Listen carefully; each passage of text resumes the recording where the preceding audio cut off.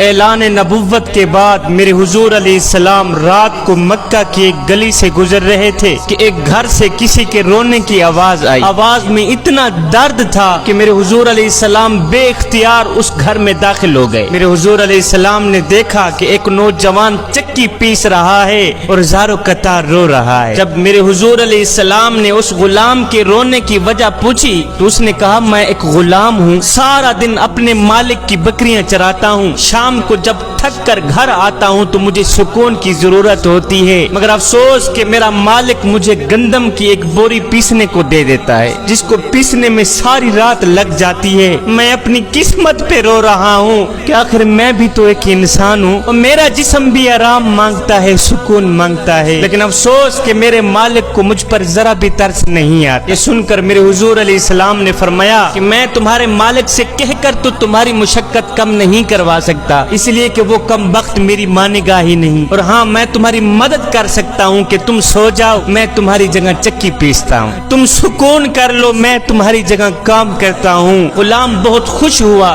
شکریہ کرتے ہوئے یہ غلام سو گیا۔ میرے حضور علیہ السلام اس غلام کی چکی پیستے رہے، جب گندم ختم ہوئی تو اسے جگائے بغیر میرے حضور علیہ السلام واپس تشریف لے گئے۔ دوسری رات پھر وہاں چلے گئے، تھکے ہوئے غلام کو سلا کر خود چکی پیسنے لگ گئے۔ چوتھی رات جب آپ وہاں گئے تو وہ غلام بول ہی پڑا کہ آخر تم کون ہو، میرا اتنا خیال کیوں کر رہے ہو؟ میں ایک غلام ہوں، غلام سے نہ کسی کو ڈر ہوتا ہے اور نہ ہی کسی کو فائدہ ہوتا ہے، تو پھر آپ یہ سب کچھ کیوں کر رہے ہو؟ سن کر میرے حضور علیہ السلام نے فرمایا کہ میں یہ صرف انسانیت کی ہمدردی کے لیے کر رہا ہوں، باقی مجھے آپ سے کوئی غرض نہیں ہے۔ اب اس غلام نے کہا کیا تمہیں علم ہے کہ مکے میں ایک شخص آیا ہے جس نے نبوت کا دعویٰ کر رکھا ہے؟ میرے حضور علیہ السلام نے فرمایا ہاں میں نے بھی سنا ہے۔ تو یہ غلام کہنے لگا اگر آپ اس کی جگہ نبوت کا دعویٰ کرتے تو میں کلمہ پڑھ کر آپ کی غلامی میں آ جاتا، اگر آپ جیسا انسانیت کا درد رکھنے والا شخص اس کی جگہ نبوت کا دعویٰ کرتا